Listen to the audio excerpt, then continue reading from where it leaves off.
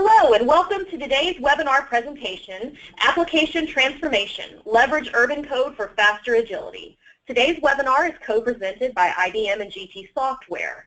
Before I introduce you to today's presenters, I just want to go over a few brief housekeeping notes.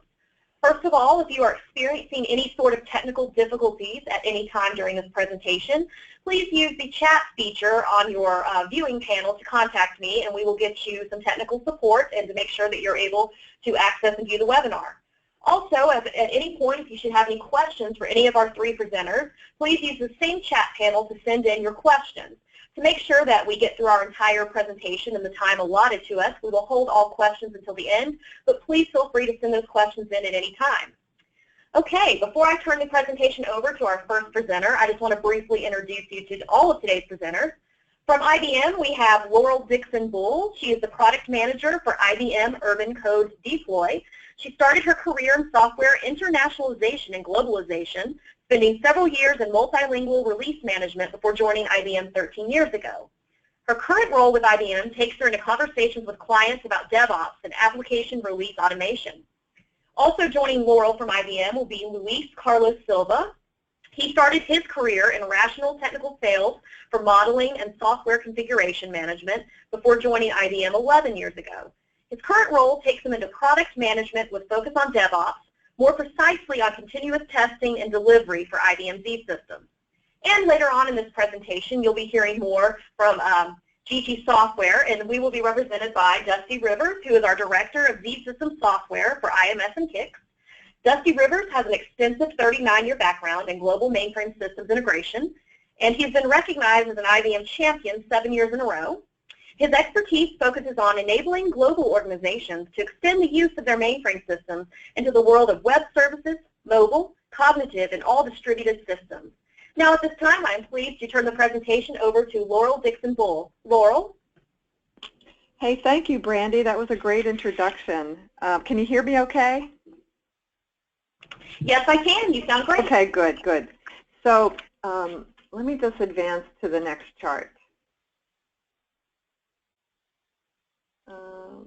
Okay, all right. So if you're new to UrbanCode Deploy, I thought I'd take a minute just to tell you, what is UrbanCode Deploy? What does it do? It is an IBM product, right? And it is it's a deployment automation tool. It enables rapid deployments of components and composite applications that will trigger automated tests. And, deployment automation has become more important, due mostly to agile development practices that have resulted from, developers putting in more code submits, and then we have really great integration builds now with continuous integration tools like Jenkins and others. And then UrbanCode Deploy, that tooling takes care of the application deployments to development, test, and production, really on the enterprise level. This IBM tool differs probably from most open source deployment automation tools with its proven capability to scale. And so, you look at this little schematic here. You've got deployment, submitting code to an SEM tool. That code gets built. There's probably a continuous integration tool there, creates a package, and then the deployment tool, UrbanCode Deploy, will pick that up and deploy that application out to the various stages downstream. And deployment automation is really key because it will help our customers drive down cost, right? With deployment automation, you are going to need probably fewer hands touching this deployment process. We'll automate it. It'll become more reliable. There'll be little rework. Also, it's going to be a lot faster, speeding products to market, not having to redo your deployments, making mistakes. By automating it, you're really pulling away that human risk factor. So you're going to end up with faster delivery times. A lot of our customers, we see they might start at delivering their products about quarterly, and then they start to get into monthly, and then they're starting to get into literally weekly deployments of small changes and getting feedback from customers very, very quickly and refining their products. So when you think of, well, really you can't talk about UrbanCode Deploy or deployment automation without getting into a discussion about DevOps. So if you're familiar with this DevOps wheel, and if even if you are not familiar with the IBM wheel, I'm sure you've seen it out there in many IT publications. Deliver, that's where UrbanCode fits in, right? And it's a great place to start, and a lot of our customers do start their DevOps journey there. And like I was saying, DevOps has risen out of agile development where dev teams have become expert at submitting and building small batches of code frequently. So DevOps is seeking to address the bottlenecks all along that application delivery lifecycle to remove those bottlenecks and get products to market a lot faster. And that's right, UrbanCode Deploy is the deliver capability. So this chart 4 here, most organizations, I'd say other than startups, need to have at least 2 modes of delivering IT. There's this industrialized core that delivers core capabilities, things that really keep the business going. And then there's that, maybe what we call like the innovation edge, or the maybe cloud native you've heard, or these are the teams that are doing the innovative processes and getting new systems identified and developed.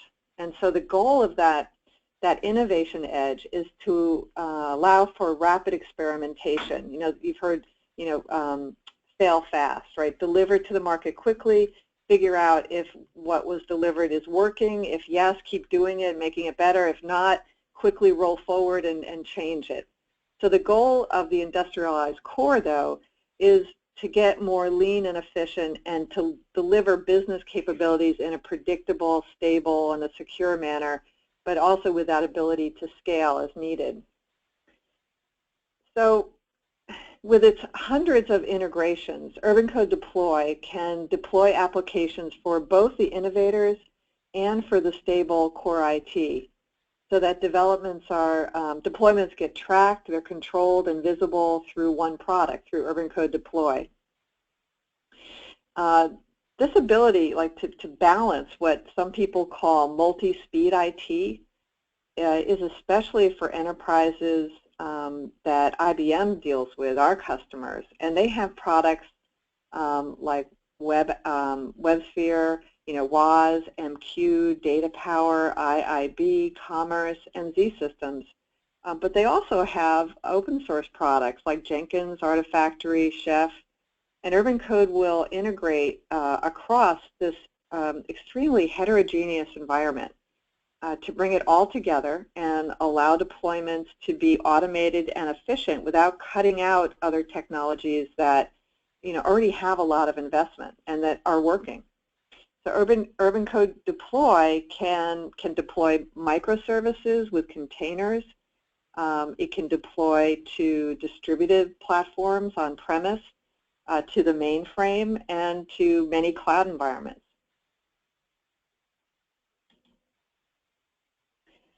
So here, chart 5.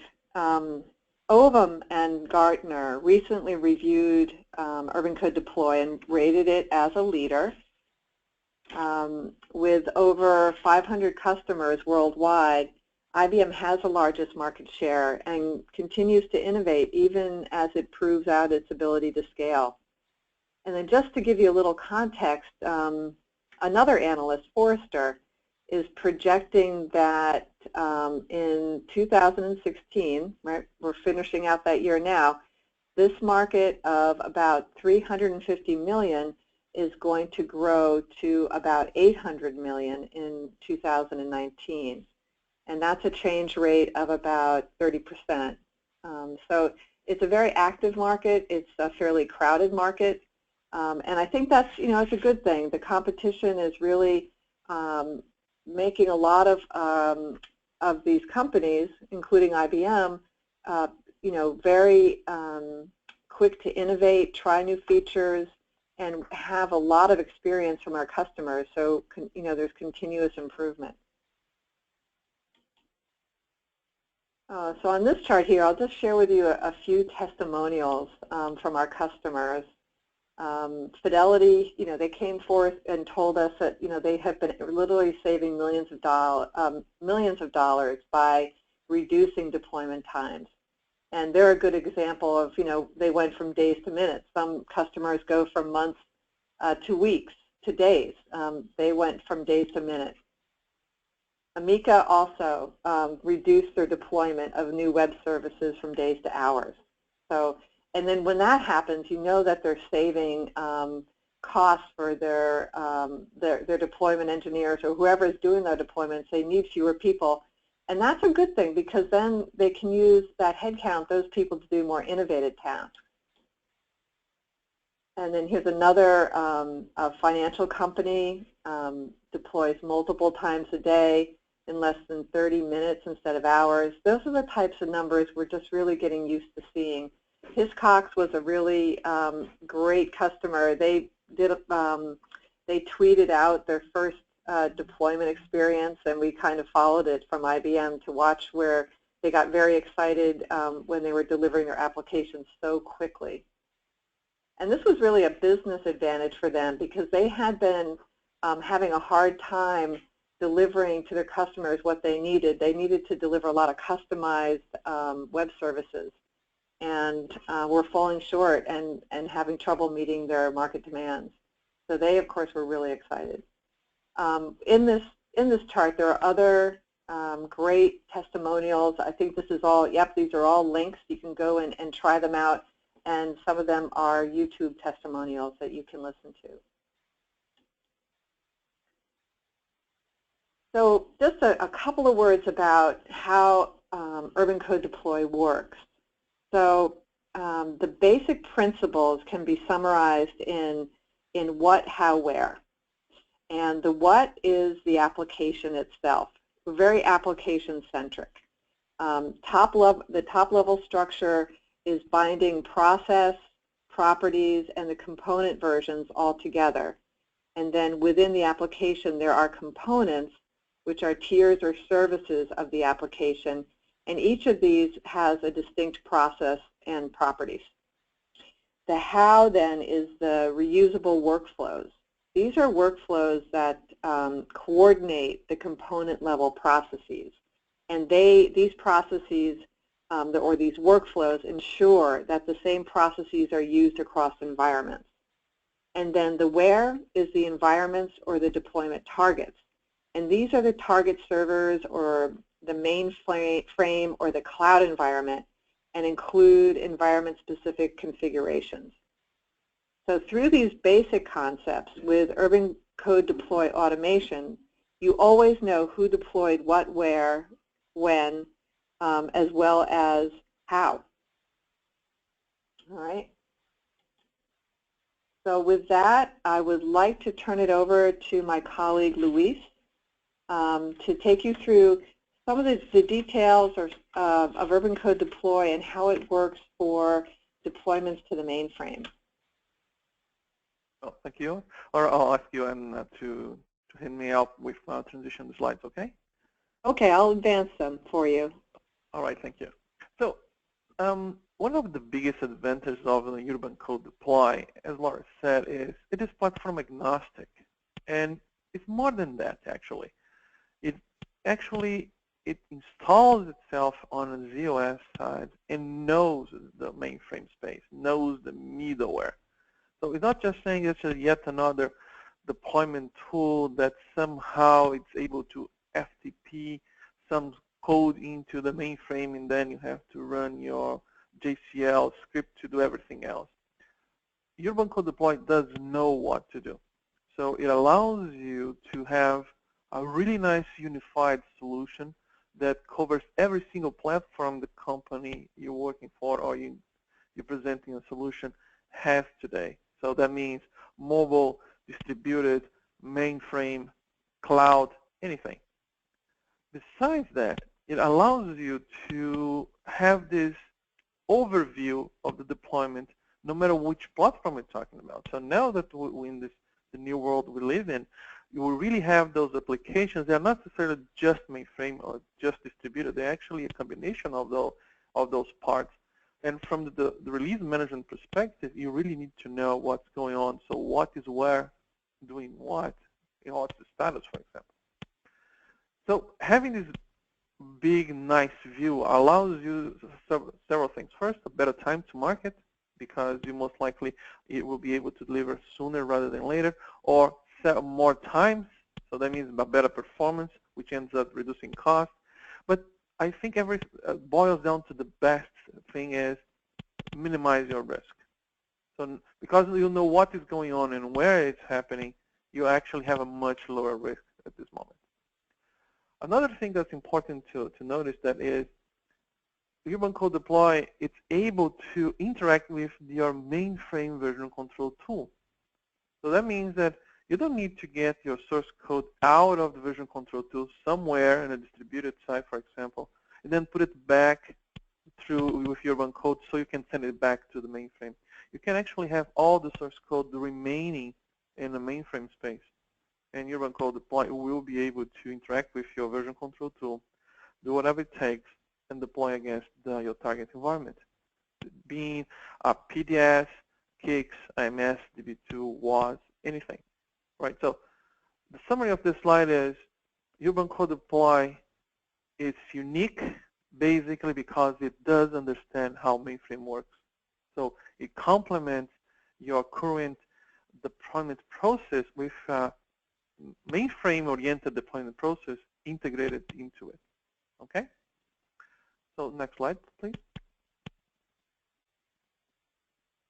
So this is basically an overview of the capabilities of UrbanCode Deploy on a mainframe space. And in your left side, so the base product itself, as I said, we have a tool that's agnostic to your SCM tool. So either you're running Team Concert, Endeavor, Changement, the product will be able to tap into it and get the source code out of it. It's also able to interact directly with ZOS, what basically means you're able to deploy, actually create, manipulate, and deploy data sets or members into those data sets. But it's not just the deployment itself, it's capable of rolling back. So that means something went wrong and when you need to roll back to your previous state. So you have to recover what actually was before because something, for whatever reason, went wrong. So this is a really nice feature to have. Also, respects the mainframe security. So it doesn't actually bring its own security itself. If you have RACF or ACF2, for example, it does respect that. So it does allow you to use the current security profile you have in place. And as I said, it also allows you to keep all the source code in place. So you don't need to have source code moving back and forth between distributed and mainframe platforms. You can just leave it all of that in your ZOS, inside your ZOS, without any of this. So the last two, and I think quite interesting, first is SMP install, so it's simple to install. And the last but not least is the capability to work not just with ZOS, but also with Linux on System Z. So that means if either platform you've been running today on your mainframe, we will be able to support. On your right side, we have what one of the biggest and nicest characteristics of UrbanCode is the plugin. Plugin basically means that the tool can be extended by a specialized team with plugins that understand exactly where you're deploying against or what you're deploying against. So you actually have a plugin that knows what KICS is. You're not just saying I'm sending source code and then magically running a JCL that someone wrote. I will have it deployed and my KICS, I have a new copy and so on. No, you actually have a plugin that allows you to graphically design the deployment so you actually can have a nice workflow, and that workflow actually have specific steps to interact with KICS, IMS, DB2, MQ, ZOSMF, and so on. So in a nutshell, the plugins allow you to actually interpret and use all the benefits or that particular piece of middleware in the mainframe space. Some plugins actually go beyond that. I will allow you actually to prepare to pre-configure or post-configure the environment, like kicks and was on the system set. It allows you to actually tweak the environment even before you deploy it, so you have even more control about how to deploy and where you're going to deploy. Okay? Next slide, please.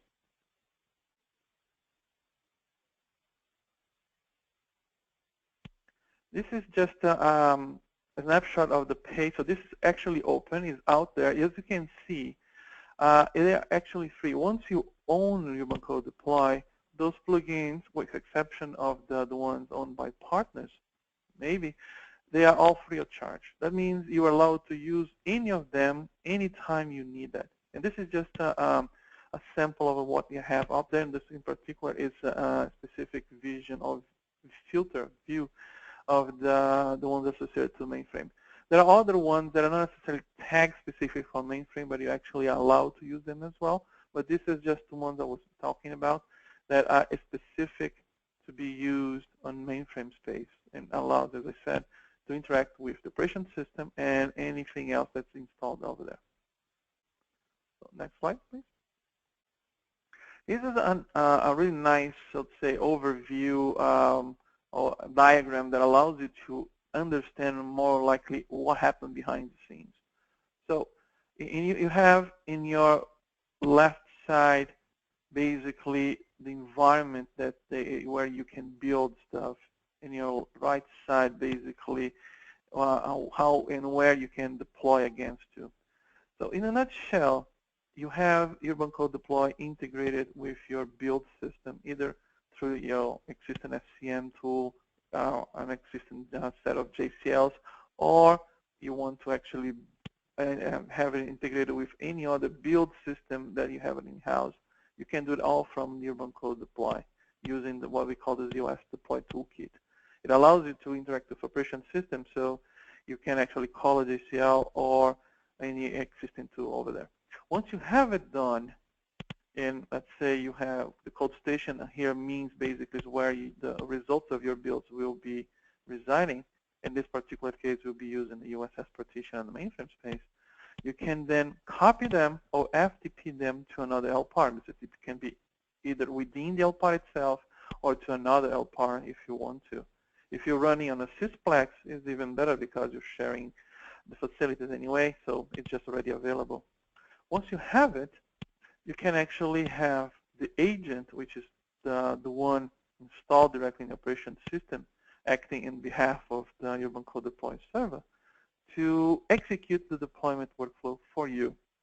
And then the agent is the one actually who calls and uses all the features that the plugins bring to this, so it can do everything that's necessary, the way that's necessarily, very, very easily. So what we can say at this moment is you can build any kind of simple or complex workflows involving any pieces of distributed and mainframe for your particular deployment. So that means you have full control of every single step in your deployment process, no matter which platform it is. Okay? So next, please. Here's just an example of the plugin that it has, actually the two plugins, the Kicks and DB2 plugins, and how you actually could interact with them. So this slide basically shows you that you can have some more exotic or more complex scenarios where you actually have components that are at the same time Kicks and DB2 oriented, and the tool knows what to do with them. It knows that once you deploy your Kicks, you have to run your new copy. Once you deploy your DBRM, you have to have the DB2 aware of it. So it actually allows you to do that. So at the very end, you don't need to run any other JCL or anything else for your build to be complete. Everything can be described graphically, actually, from inside UrbanCode and controlled from UrbanCode. So if you know if one of those steps fail, that it failed and why it failed. So you will be able to actually roll back if there's a need for that and maybe correct the problem and do it over again. Next, please.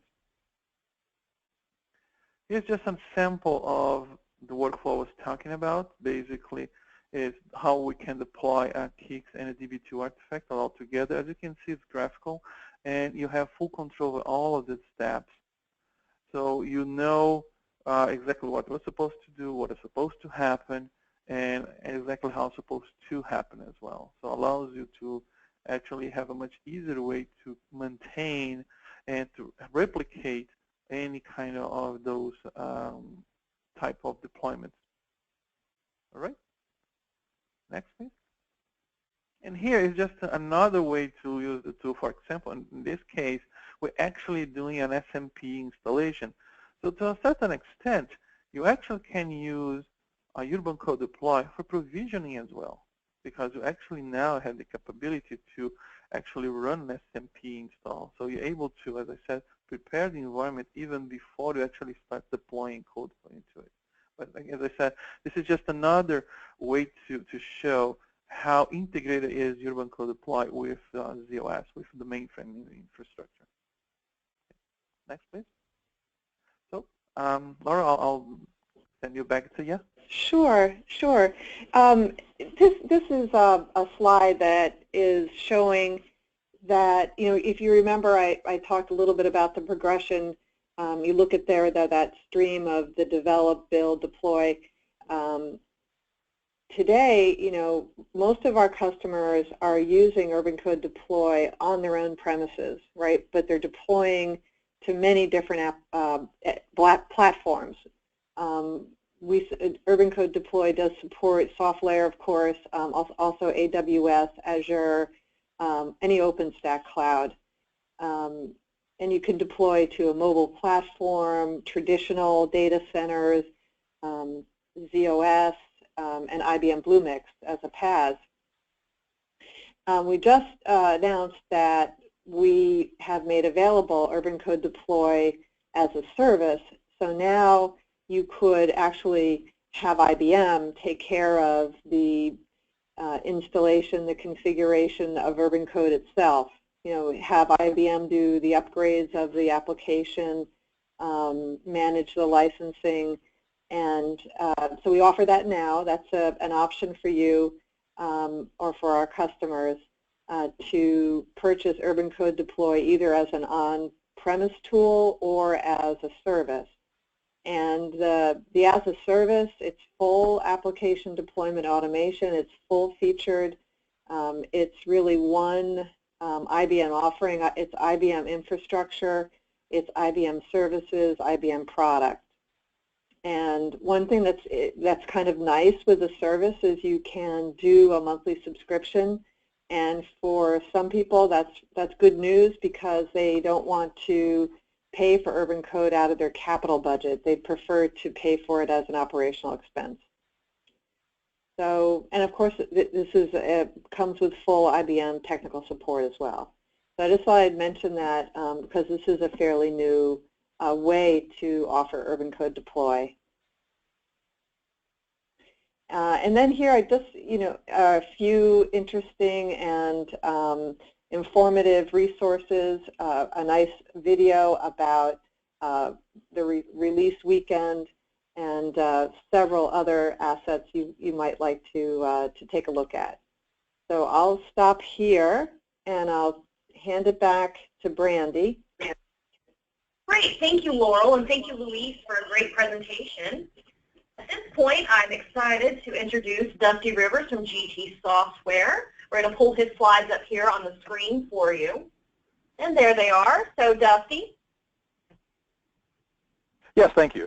What I would do is take a little bit of a different track here and kind of talk about the Ivory Service Architect product and from GT Software. And I'll kind of tie all this together at the end. But one of the things we're talking about, and I've got for some reason my slides are set on auto, is talking about modernization of the mainframe. So we're talking about modernizing with the right technology, the right platforms, and the right focus. And also what we're talking about is allowing companies to leverage your existing resource skill set with your existing resources today and with technology that's going to be around today, tomorrow, and in the future. We're talking in the picture, talking about mainframes, we're talking about mobile devices, tablets, also cloud. And also to do this while managing your cost and also plan for your future needs. You don't want to have an application that only works for today and then tomorrow is going to be obsolete. So when I say mainframe integration and modernization, I'm talking about all of these things. And for some reason, it's actually on auto advance. So with the Ivory Service Architect, hold on just a second. I need to turn that off. We're really talking about, Randy, how do I turn that off? Let's see. I think you're going to have to probably go to the end show and do it from that pane. We apologize for this tech delay here. Let's see. Here, I'll do it this way. Yeah, that will help us out. And yeah, I think that will do in a pinch. Okay, so yeah, I apologize. I had this set up for auto advance for a loop. So when I was talking about mainframe integration, that means a lot of things to a lot of different people. So when I'm talking mainframe, I'm talking with the Ivory Service Architect, complete CICS support. That includes COM area programs, channels and containers, occurs depending on structures that are hard to deal with. And what I'm talking about is allowing the use of these by new applications through services.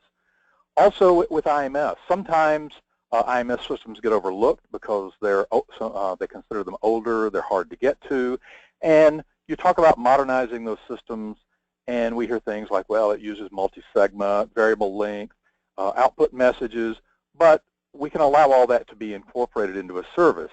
Also, I'm not just talking about the mainframe as a server. I'm talking about the mainframe applications being used as a server and also acting as a client to new distributed applications. So things like being able to support SOAP messages or REST and JSON.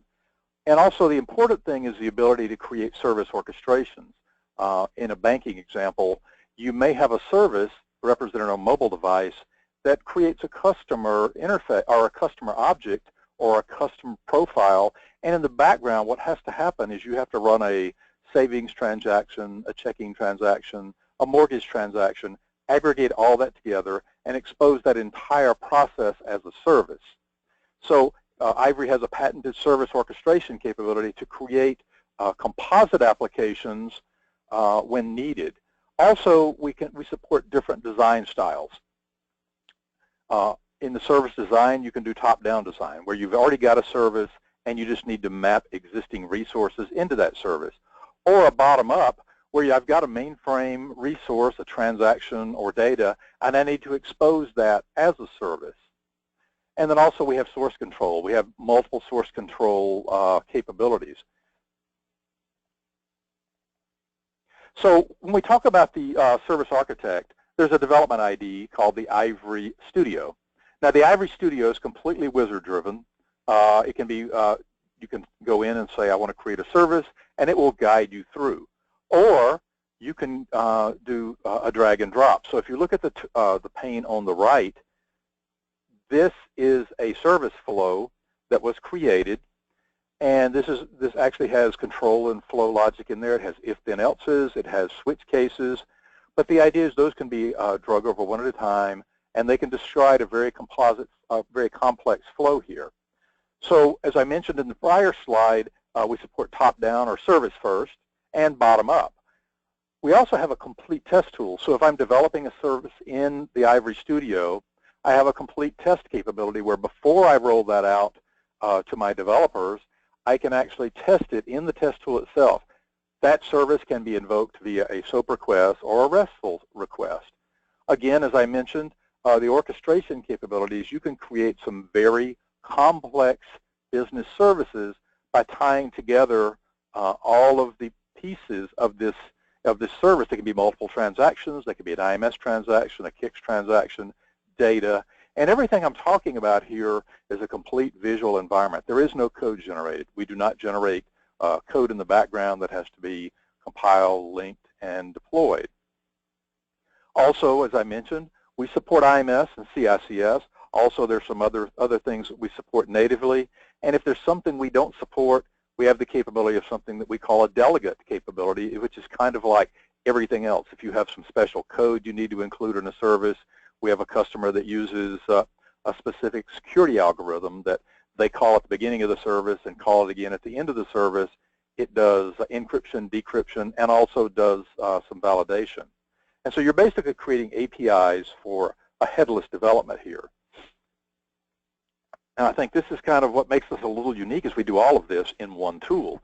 So you have one specific tool, the Ivory Studio, that does all of this in the same tooling. So in other words, you don't have to have a tool for IMS and a tool for CICS and a tool for some of the data components, the orchestration. It's all built in the same tool. One of the other things that's a little different, and this is kind of how I'm going to tie it in at the end, is the Ivory Studio is the component of the Ivory Service Architect where you design, deploy, and test these services. But when you decide to run those services, or the execution component, the Ivory server itself can run multiple places. It can run on the ZOS platform. It can run on the IFL under Linux for Z. It can run on a Windows platform, or it can run on a pure Linux platform. So as you push these artifacts out, they can run in multiple servers. You could also include, as I mentioned earlier, anything in CICS, anything in IMS. You can even include 3270 applications, which are those old green screen applications that have been used for years. I can include data, so any data on the mainframe, whether it's relational or not. I can also include other web services, so I can actually invoke services on other platforms. We have a customer in the Northeast that actually has their mainframe application. The users are originating on a 3270 screen, and in the middle of their program, they actually do a call out to a service, and that service is actually calling the Google Geocode API, which is a RESTful interface. So you can include, like I said, programs, IMS KIX, and REST or SOAP interfaces on other platforms. As I mentioned before, you can deploy it on multiple platforms. So kind of what I'm thinking about is what I wanted to do is kind of visualize this, and for some of you who may not be familiar with the mainframe, you see acronyms like this. You know, you see things that are, and you immediately equate this to old technology. It's a mainframe. You can't get to it. It's hard to use. It's difficult. And so you take all of these acronyms, COBOL, Assembler, CICS, and IMS, and it's sitting on a mainframe. Well, if I could do something like this, that takes the complexity away. If I can turn everything on the mainframe platform, anything inside the blue box, and just wrap it via an API, and the API doesn't matter. It can be a RESTful API. It can return a JSON response. It can return an XML response. It can return a SOAP response. Or if you have data applications that just really want to pull data, I can do that through a JDBC or an ODBC interface. So what I'm talking about is we're turning the mainframe and all of those difficult things into APIs that can then be used by some of the new technology. So kind of if you think of this picture, if I expand it out even further, you may have simple interfaces. So the simple interfaces would be things like, in a banking example, maybe you would have something called a get savings that returns savings account information, or get checking, or get credit, or get mortgage. Or in a manufacturing, something like get part, or get part description, get inventory, get order. And you can manage those simple interfaces. Or maybe you want to extend that to where you want a composite interface, where to the right you see the interface called get customer, which is encompassing all four of those simple interfaces, but really it's actually now the service called get customer with 4 different methods under it. Or in the case of the get status, where you now have an API called get status, and it actually has 4 functions that are actually maybe 1 or multiple transactions sitting on the mainframe.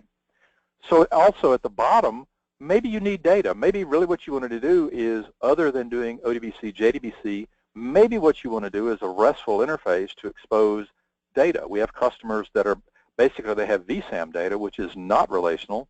We can expose that through a RESTful API that can be consumed. Now, if I tie that into the products on the right, IBM has a product called ZOS Connect that is exposing some of these interfaces as simple interfaces. All of the interfaces that are created in ZOS Connect can be pushed to API Connect, which is where the applications are going to discover that. Ivory also exposes complex applications and will also be working with API Connect. So from your mainframe view, all you're going to see is APIs. You're not going to have to worry about, as I mentioned, all the stuff inside the box, all the things about how do I talk to COBOL, how do I talk to Assembler, how do I talk to IMS. They're all hidden via APIs. So to kind of tie this a little bit together is, I stole this slide from Laurel's presentation, is if you think about what she said, the what, how, and where. If I'm creating artifacts, and these artifacts can be things like projects or WSDL specifications or project files for Ivory, and I want to push those in a production environment where the customer has multiple Ivory servers or has API Connect or has ZOS Connect, what I want to be able to do is from Ivory to be able to just drop those into the UrbanCode deploy and basically participate in this environment. The idea that all we are is a provider of composite applications or components is kind of what we were talking about here, is how we're going to have this stuff kind of work together.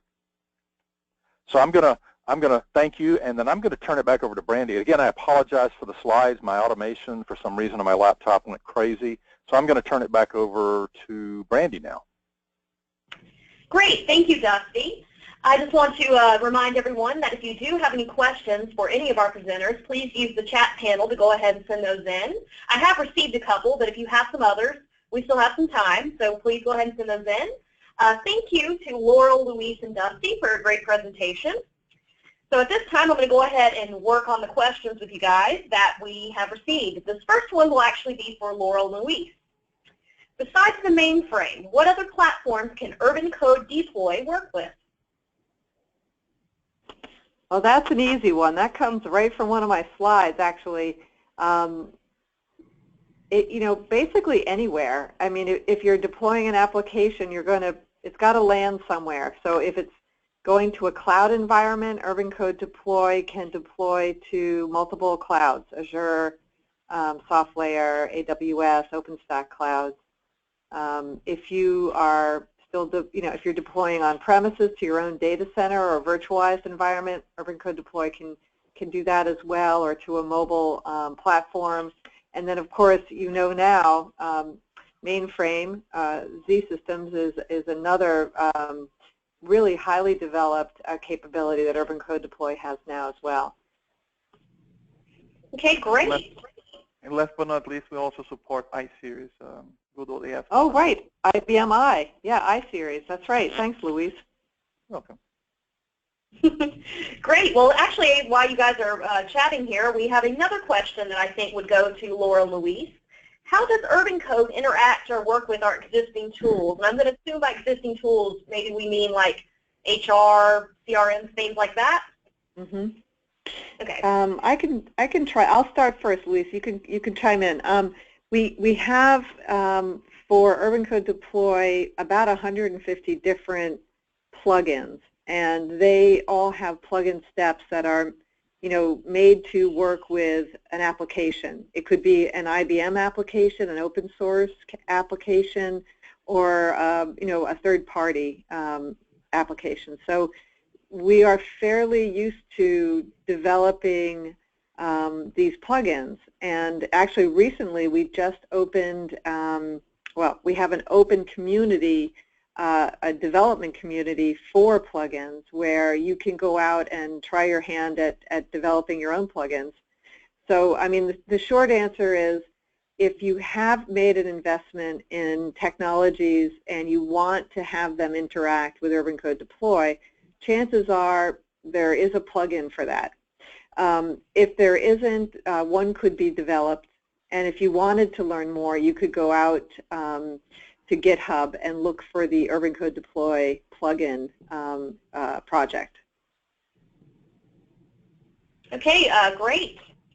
Dusty, not to leave you out, I believe this question would probably best go to you. This is actually about Ivory Service Architect. How long does it take for a developer to learn how to use Ivory Service Architect? Well, to use the studio, to use the development, probably we can sit down with them, and it's a matter of an hour or so of teaching them the basics and then working through the individual services pretty quick. So we can usually go from actually installing the product to actually building services in an hour or so, and probably half a day. They're pretty up to date on how to use it, and we can mentor them as they get into more complex services. Okay, great. Thank you, Dusty. Do we have any other last-minute questions? If so, please use that chat panel and send them on in. While we wait to see if anything comes across, if you do have any other questions that you think of after this presentation, feel free to email info@gtsoftware.com. That would be for questions for Laurel and Luis and or Dusty. We can always make sure to get you your answers. And as always, you can find both IBM and GT Software on social media, so we encourage you to follow us there. And also, you can always visit, of course, IBM and GT Software's respective websites for more information. So thank you again to our presenters. It looks like that we do not have any other questions for you today, but I thank you all for sharing with us today, and I thank all of our attendees for joining us today. We'll let you get back to your Thursday. Thank you, and have a great day. Thank you. Thanks, Brandy. Bye-bye.